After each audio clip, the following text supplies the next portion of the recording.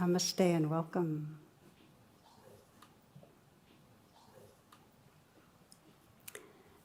In our last talk, we explored coming back to the wilderness of our own bodies as a real portal to freedom.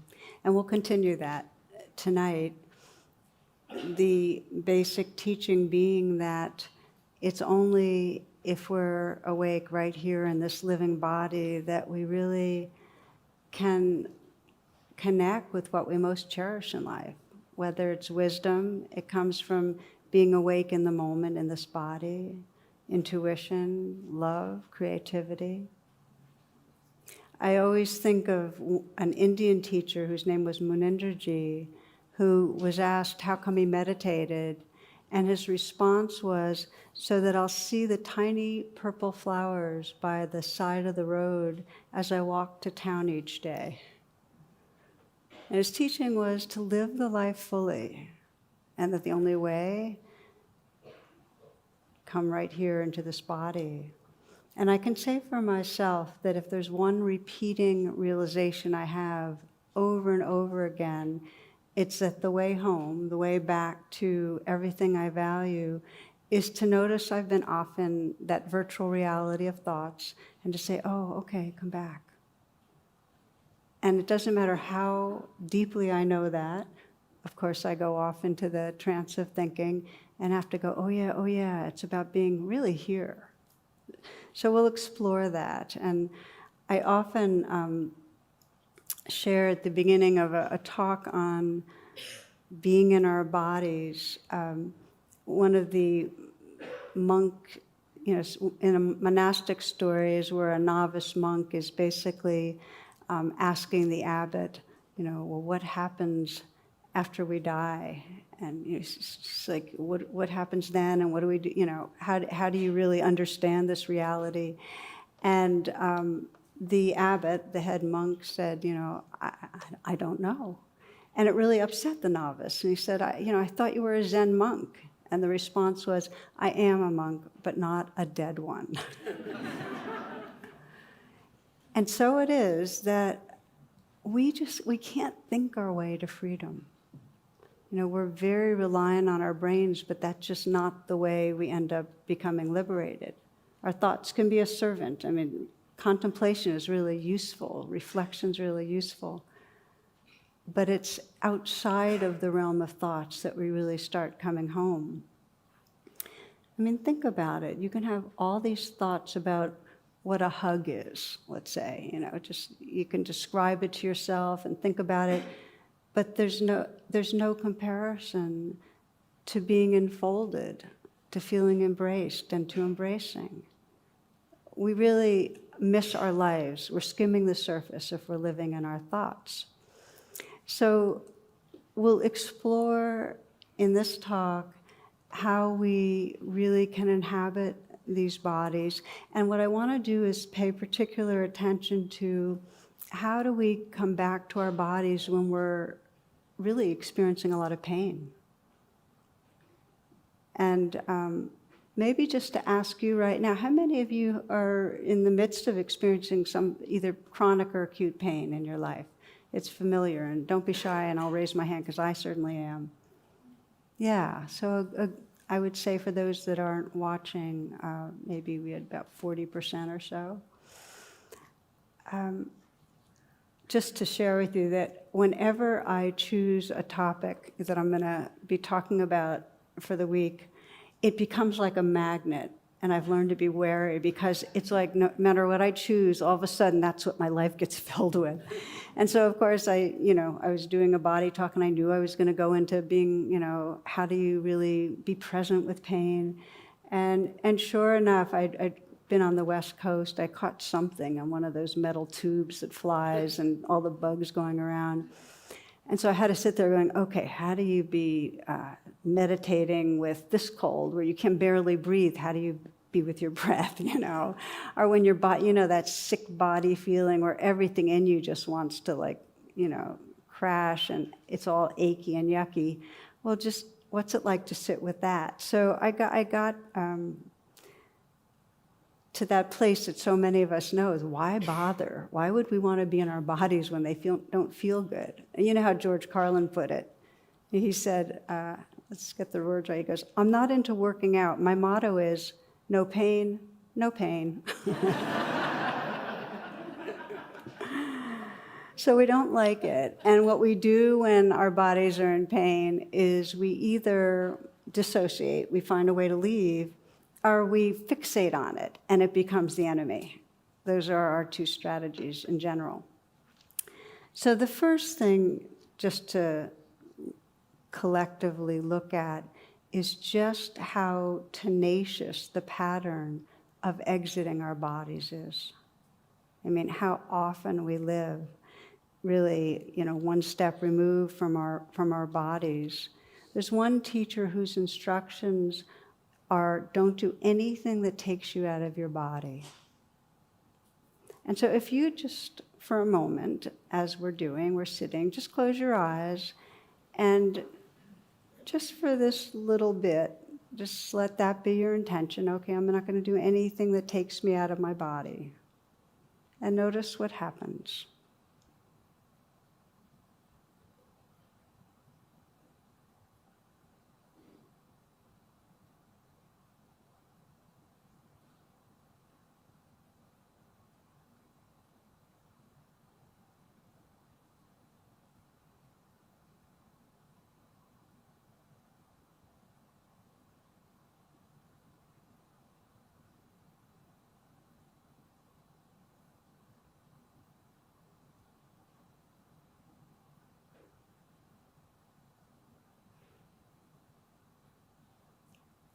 You might be partly out of your body wondering when this little exercise is going to end.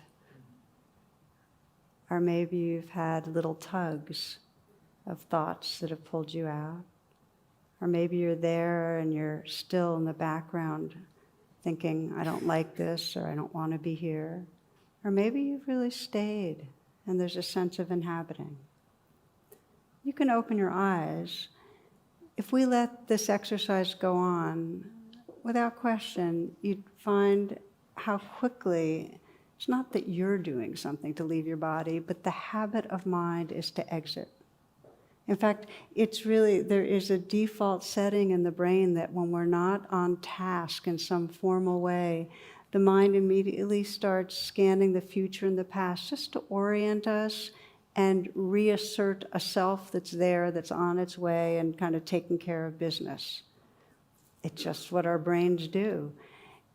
It's a universal experience that, as a way, an organism that's trying to control its life, that when something seems unpleasant, there's a contracting away from the present moment, a pulling away from that. We leave our bodies. When something is pleasant, there's a contracting to try to hold on. We leave that open, inhabiting experience.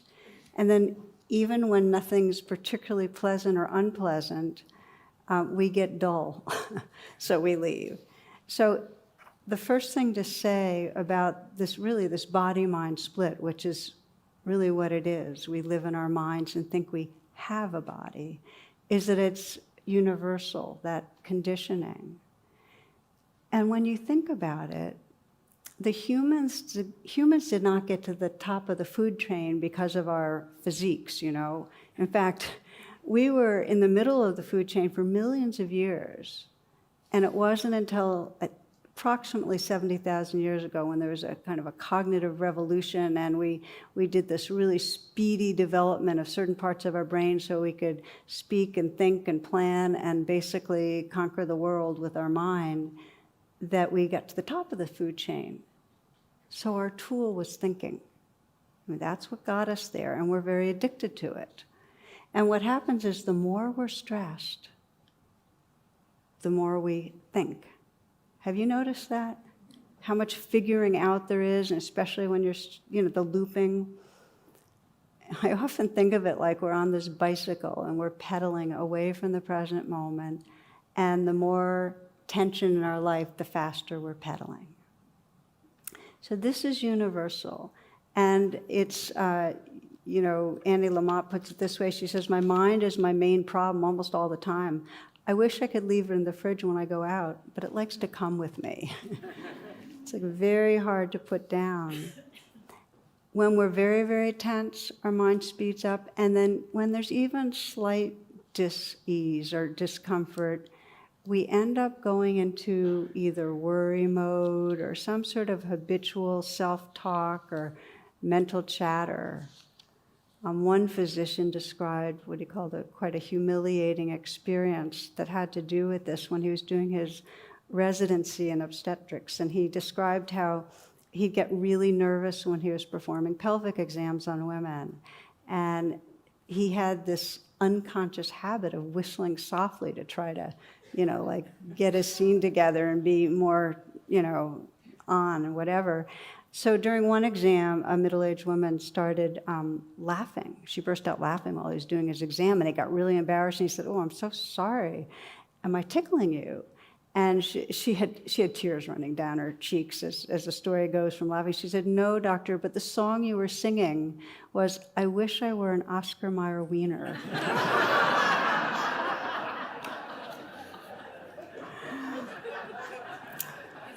So we leave. We have a million different ways of leaving when we're nervous or uptight, but we do it. And just to say that the body-mind split, and I often think of it like leaving the Garden of Eden. It's like as we started thinking, we really left our inhabiting the wholeness of our being. Very much reinforced by patriarchal religions, which basically said the body is out of control, it's a site of trouble, passion, emotion, and the attitude was to dominate the body in some way. And it's lower, it's dangerous, live in this more pristine realm of the mind and whatever. And of course, we see that more generally in patriarchal society of dominating women. Dominating the site of aliveness and wildness, dominating the earth. So that's the body-mind split, and it gets exacerbated in our personal history, so that to the degree that you experienced what I think of as severed belonging, real wounding when you were young, the young person finds it's just too much to be with and digest and process. So there's a leaving, a splitting off from the site of pain, of wounds. And it can happen with an accident too. If you had a serious accident or sickness, there's some trauma, this fear of being in the body. It's too dangerous. So we leave. And we leave in different ways. But there's a dissociation that happens. And then there's often a swing where we're either cut off and numb and not feeling our bodies and our hearts, are possessed and really caught, but there's not a balanced kind of inhabiting. There's a metaphor that many people find really helpful in just understanding what it's like when we're leaving our bodies. And if you imagine that downstairs in the living room of your body, okay, there's a child, and it's hurting sometimes, and it's wanting things, and it's demanding. It's just being a child with all the different emotions. And you're stressed, and you're trying to quiet with food and trying to meet the demands, but it's just too much. It's just never quite satisfied. And so you start leaving by going to the office and turning on your computer, and the kids in the living room, and you leave. But you can still hear the crying and the demand, so you put in your earplugs, and you really go off into cyber world, off and off and off. And okay, so there you are in your office. The door's closed. There's still a child in the living room, and there's still something in you that knows that, but you're really cut off from it and living in another realm. You're removed. Okay, you've left the garden. And then you start sensing, well, what happens when we leave? When the child or the aliveness, the wildness is there, but we've left it, what happens? So here are some of the things, and they're signals of having dissociated. And one of them is that there's fatigue, because it takes a lot of energy to keep shutting off a part of ourselves. Doesn't that make sense? to keep on closing the door and putting in the earplugs and going off. It takes pushing under, takes energy. So there's fatigue. There's also chronic anxiety, because even though we've left the site of the wounding and the child, there's something in us that knows. And so we can never really relax because there's a sense there's something wrong and it's unattended to. So we get that chronic sense that something's wrong or something's going to go wrong or something around the corner is going to not work out because the child's there and unattended to. Then there's a sense that we've cut off and our hearts aren't feeling as much as we want them to feel. I think a lot of us have this sense that we value love, but we don't feel as loving as we want to feel. Well, you can't leave your body and feel as loving as you want to feel. Because love is viscerally felt as warmth and openness and tenderness. So it just becomes abstract when we leave the child in the living room. So we cut off from the heart in that way. We also cut off from what's described as the belly or the pelvic energy, which is really the place of when we fully inhabit our bodies of being empowered. You know, we're cut off from the kind of the foundation of our body and that energy. So there's a sense of being disempowered in different ways. There's a sense that when we're cut off, we're really not able to listen to the signals of our body. So when we get physically sick or emotionally sick, we don't really know how to take care of ourselves. We're going to circle around to that. And the last thing I'll mention when we leave is that we become confined in a small identity. We become a small self that's avoiding something or trying to control something, and not a feeling of wholeness. It's a limited sense of self.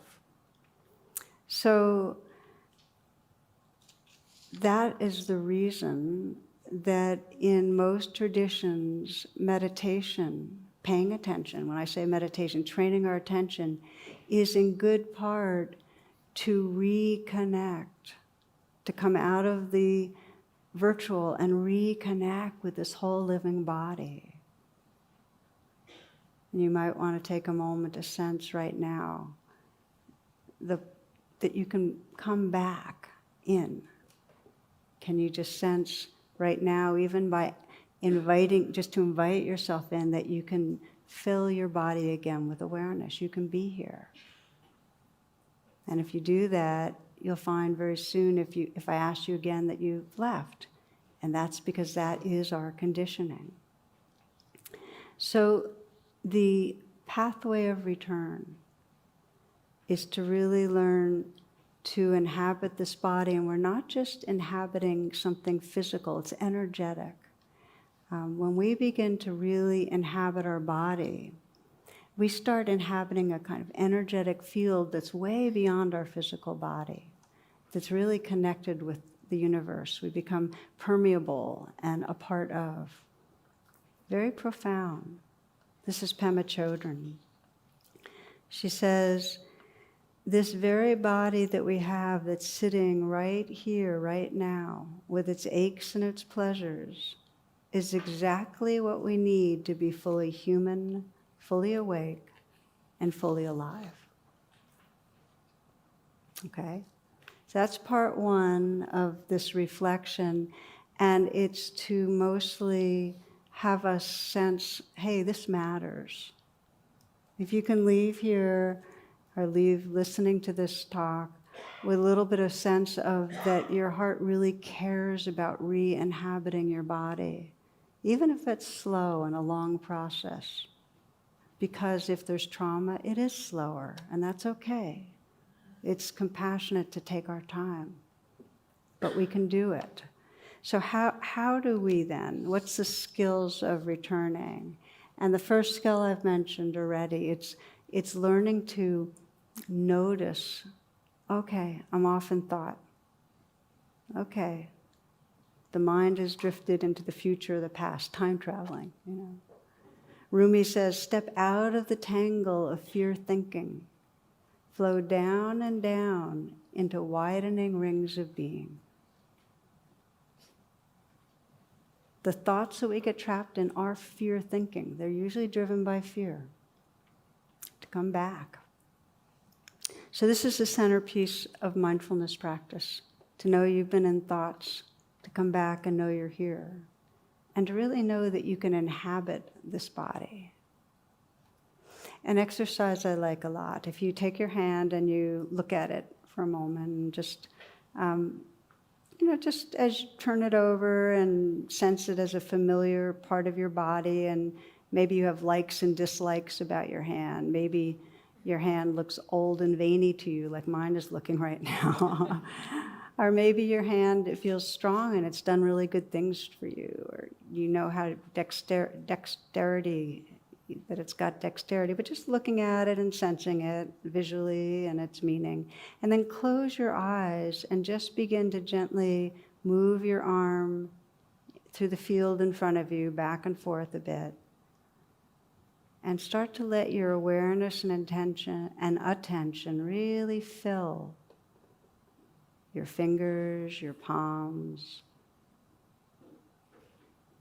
Just moving slowly and inhabiting your hand from the inside out. And keeping it in the air, you might just stop the movement, but just feel from the inside out. And notice from the idea or word hand what's actually the experience inhabiting the hand. This mysterious aliveness of pulsing and vibrating, of space, of sensing there's not really an edge to hand. There's space and aliveness. Space and aliveness. And you can gently let your hand float down and sense that if you soften your other hand, you can feel in both hands that space and aliveness.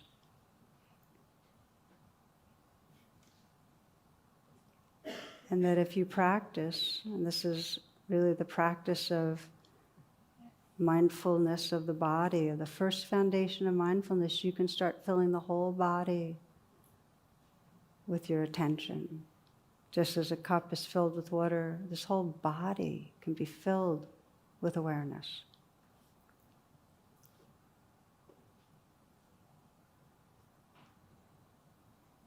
Now you might open your eyes.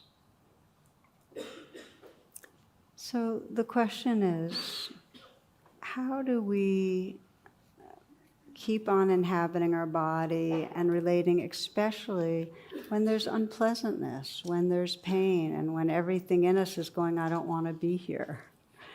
And there is an equation that's very, very useful when we explore this, which is pain times resistance equals suffering. Pain times resistance equals suffering. It's a useful one. When you just sense for yourself, well, what typically happens when there's pain? Well, the habit is we don't like it, we want to get rid of it, and we tense against it. This is Dave Barry. He says, if you've ever experienced a medical symptom, such as itching, you can go to the internet and with just a few mouse clicks, you'll discover the reassuring truth. There might be a worm in your brain. Really, Medline Plus. Itching can be a symptom of a condition called visceral larva migraines. Literally, a worm is in your brain. Another symptom of brain worm is, and this is a direct quote from Medline Plus, irritability. Anybody have worms in their brain here? So this is what happens when we have pain, is that there's a signal that something's wrong, and then it starts proliferating. So it's not just pain, but there's resistance to what's there, and then we lock in to suffering.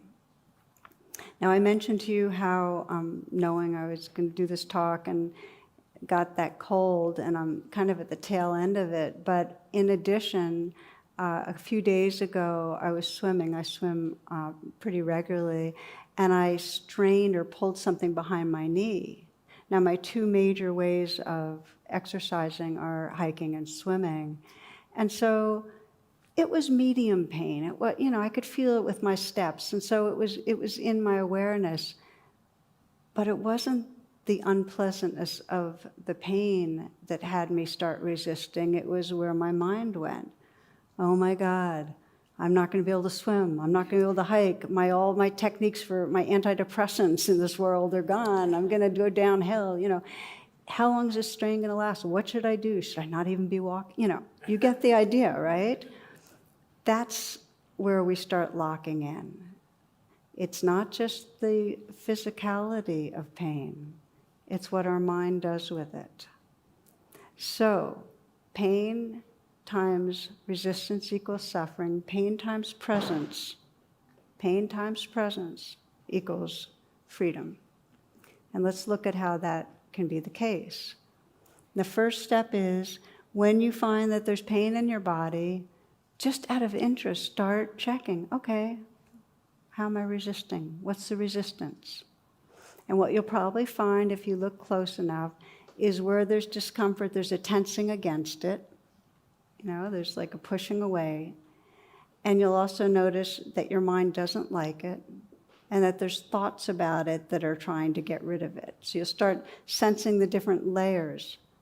Bring that above the line. We talk about the circle with the line going through it, and what's below the line is where you're unconscious, and above the line is consciousness.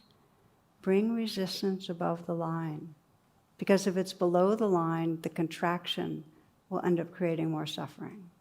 That's part one.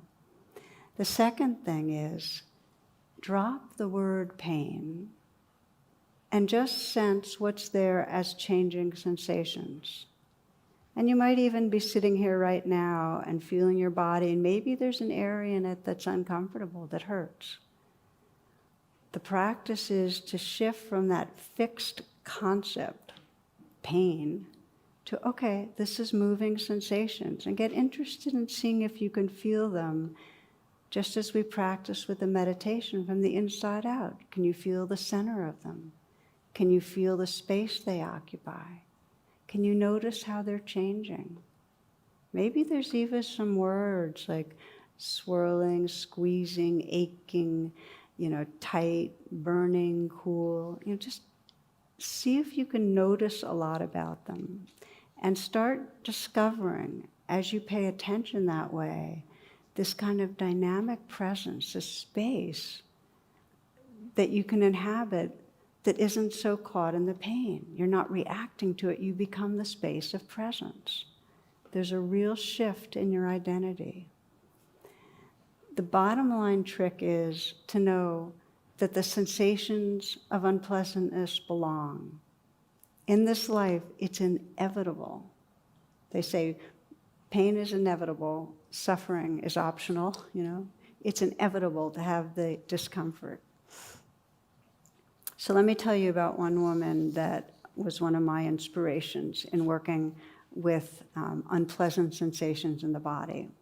And when I met her, she's 20 years older than me, and she had been a dancer, but between an injury and arthritis and so on, shoulders or knees, she not only stopped dancing, but she did less and less exercise, gained more and more weight, and she became very ashamed of her body, aversive, and whenever there was pain there, it was kind of like a groaning and, I'm going downhill, and kind of pushing it away.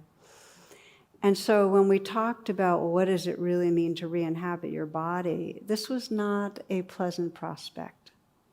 Because any attention to her body got her in touch with hating her body, really. So the work of the practice was to notice the layers of the resistance, not liking my body, not trusting my body, feeling betrayed by my body. When pain comes up, it's only going to get worse, this arthritis. All the thoughts and all the ways that she tensed against and pulled away. And her practice became to kind of undo the resistance, just to say, it's okay, this belongs. In other words, whatever the waves were there, the waves in her mind, the waves in her body, the unpleasantness, This belongs. Now the power of saying this belongs, or I sometimes say this too, is every time you say it, there becomes more space for what's there. And when it becomes really a very ongoing wise response, there's more and more of a sense of resting in the space that can include what's going on. So she kept saying, this belongs, and shifting from pain, arthritis, and the story to just sensations. Okay, burning, tightness, pressing, squeezing, and noticing how they change and softening around them. That's one of the really powerful things you can do when there's discomfort, is to soften around and a sense of space around the discomfort.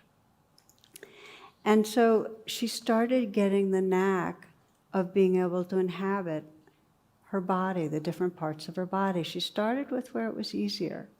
Her feet. Her feet were not in pain. She could just feel, and you might feel it right now again, that you can bring your awareness inside the feet and inhabit the feet. And although she had a little arthritis in her hands, she was able to inhabit her hands and then start spreading that awareness through her body.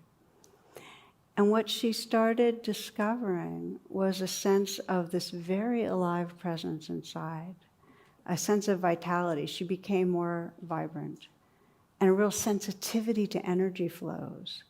And just to move forward in the story, she began to teach children dancing.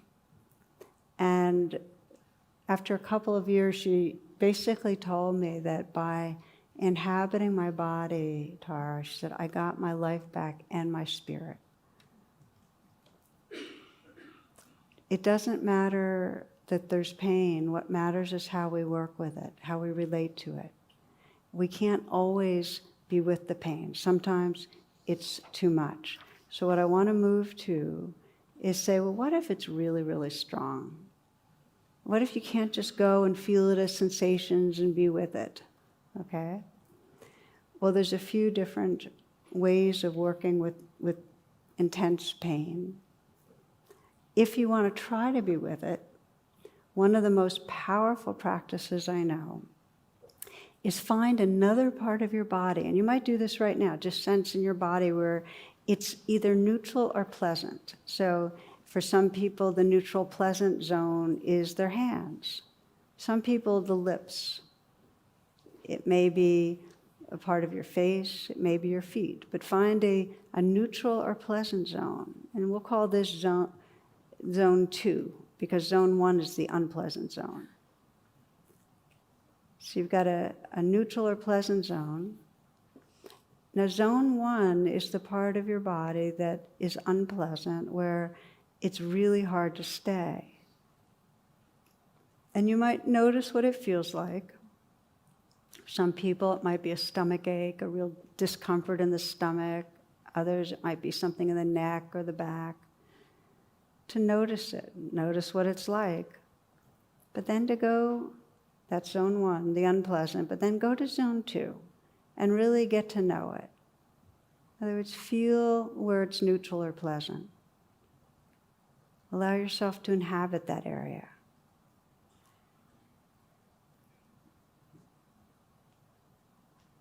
And then the practice is that as you feel able, you can move back and forth. Establish yourself very well in zone 2, the pleasant or neutral, but then check out. Just take a little movement of attention to zone 1, feel it a bit, and then come back to your hands or your feet or whatever is more pleasant.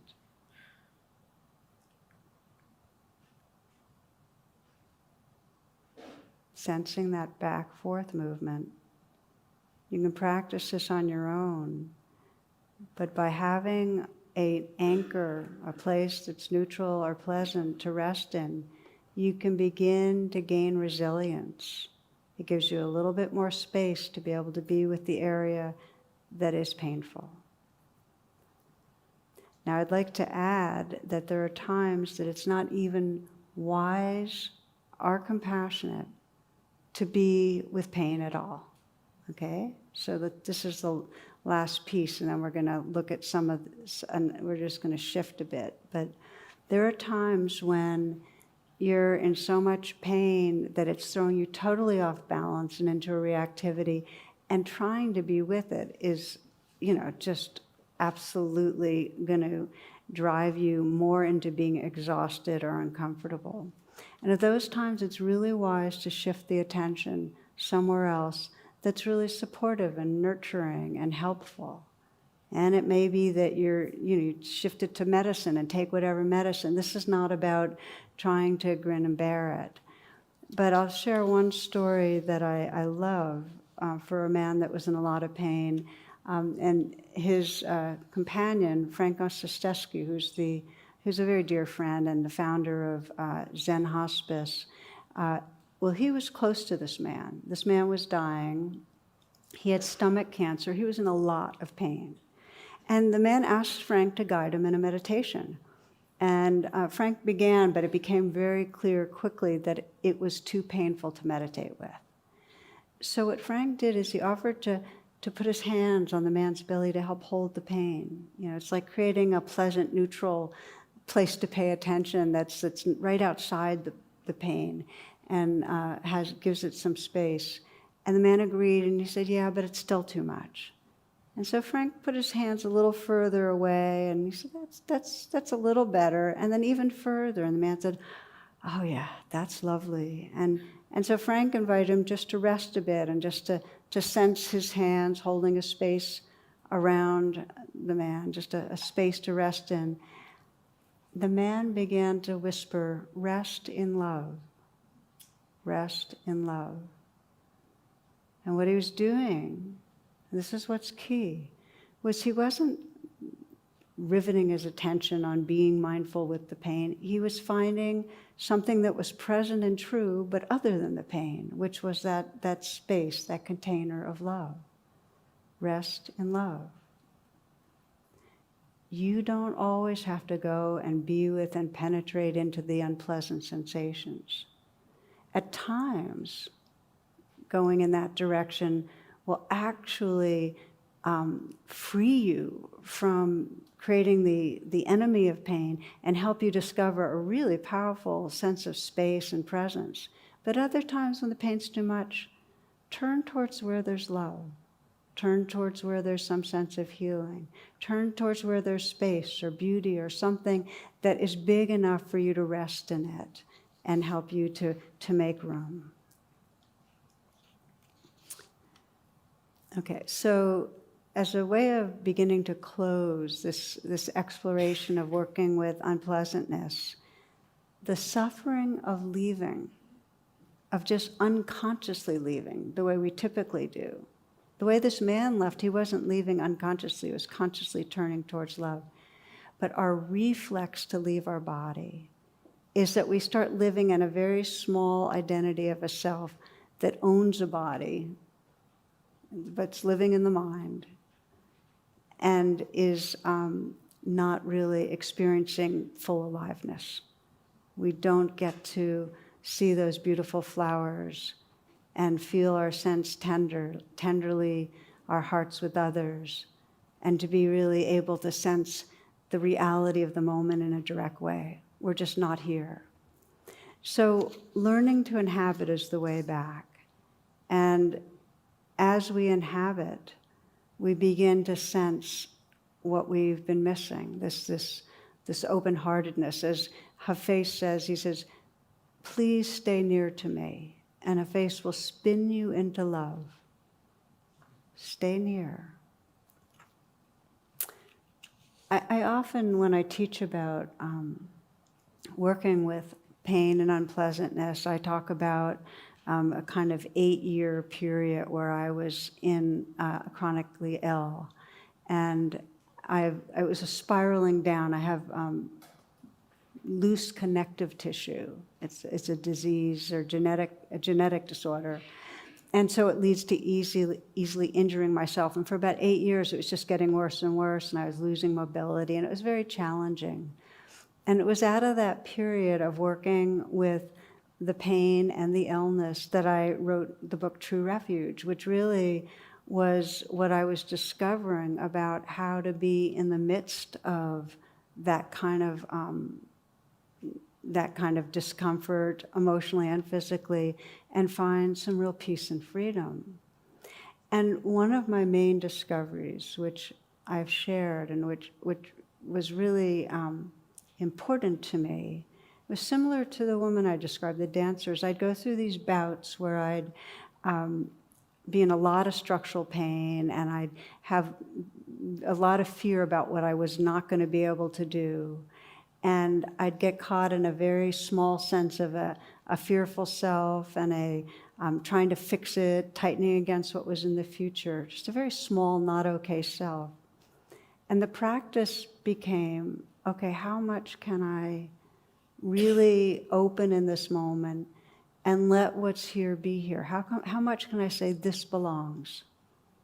Just like any wave in the ocean, it's part of the ocean.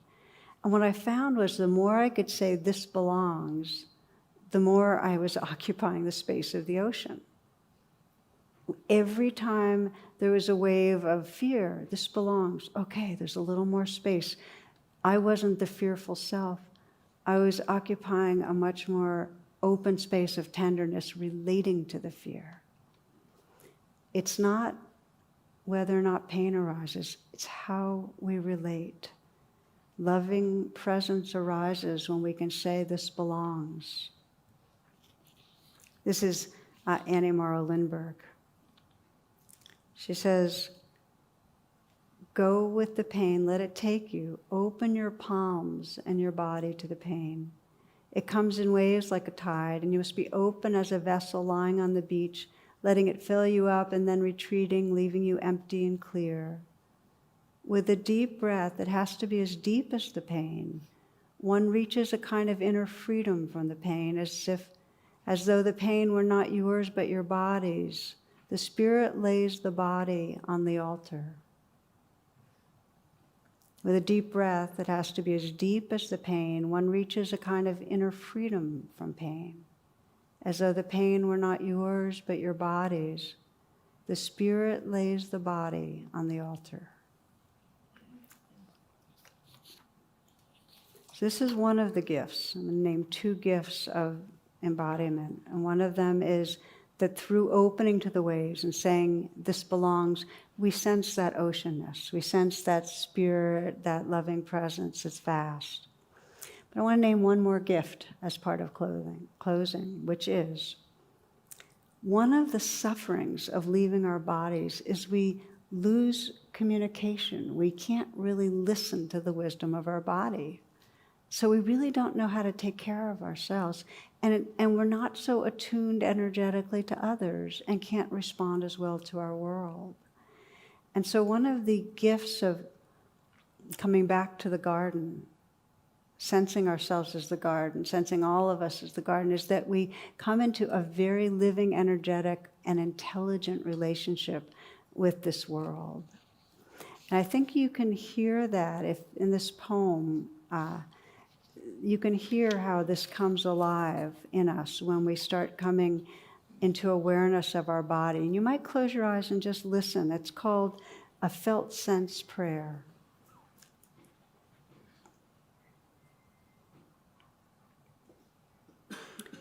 I am the pain in your head, the knot in your stomach, the unspoken grief in your smile. I am your high blood sugar, your elevated blood pressure, your fear of challenge, your lack of trust. I am your hot flashes, your fragile low back, your agitation and your fatigue. You tend to disown me, suppress me, ignore me, inflate me, coddle me, condemn me. You usually want me to go away immediately, to disappear, to slip back into obscurity. More times than not, I am only the most recent notes of a long symphony, the most evident branches of roots that have been challenged for seasons. So I implore you, I am a messenger with good news, as disturbing as I can be at times. I'm wanting to guide you back to those tender places in yourself, the place where you can hold yourself with compassion and honesty. I may ask you to alter your diet, get more sleep, exercise regularly, breathe more consciously. I might encourage you to see a vaster reality and worry less about the day-to-day fluctuations of life. I may ask you to explore the bounds and wounds of your relationships. I am your friend, not your enemy. I have no desire to bring pain and suffering into your life. I'm simply tugging at your sleeve, too long immune to gentle nudges. I desire for you to allow me to speak to you in a way that enlivens your higher instincts for self-care. You are a being so vast, so complex, with amazing capacities for self-regulation and healing. Let me be one of the harbingers that leads you to the mysterious core of your being, where insight and wisdom are naturally available when called upon with a sincere heart. Let me be one of the harbingers that leads you to the mysterious core of your being, where insight and wisdom are naturally available when called upon with a sincere heart. You might keep your eyes closed as we end together. Really, we're exploring how to decondition this habit of leaving, how to learn to stay, how to return to the garden by inhabiting our body, how to become the whole garden, really this whole beingness. And to know it requires a flexibility in approach, that there are times that out of compassion, when pain is strong, we redirect our attention. And many other times that we choose, we invite ourselves right back here. It's as our poet Jane Hooper says, she says, please come home. Please come home. Find the place where your feet know where to walk and follow your own trail home. Please come home. Please come home into your own body, your own vessel, your own earth. Please come home into each and every cell and fully into the space that surrounds you.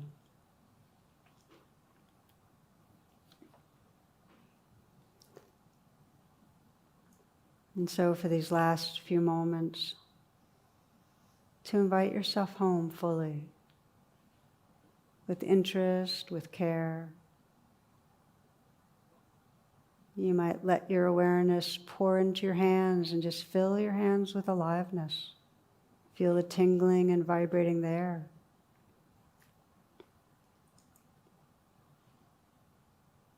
Relaxing the arms, letting the awareness spread through the arms. So you feel the volume and the length of your arms.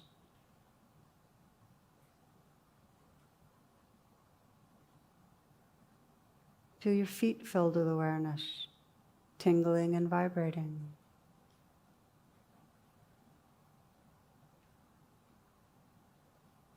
Feel the length and volume of your legs. Fill them with awareness.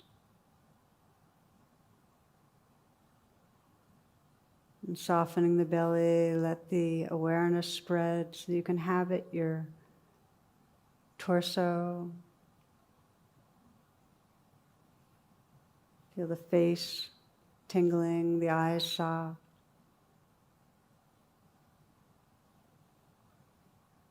Inhabiting this whole body. And if there's somewhere in your body that is asking for attention, where there's unpleasantness, see if you can breathe with it. And just feel it as a constellation of sensations. Perhaps soften around it, feel the space around it. And feel right to the center of it. Noticing what changes.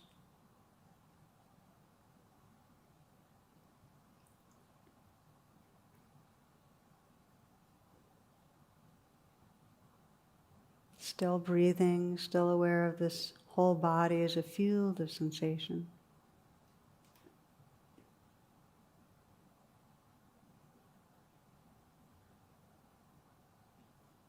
You might sense a space around you, the space in the room, and sense how the aliveness and space inside the body and outside the body are like continuous space, filled with aliveness. How porous the boundaries of the body.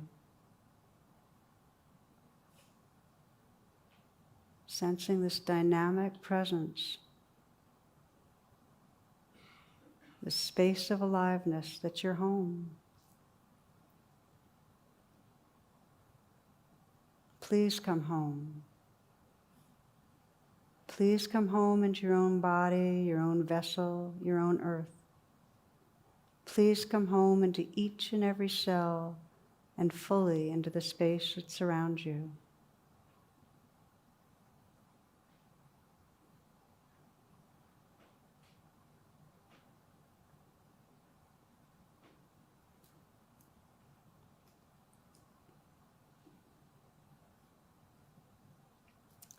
Namaste and many blessings. Thank you.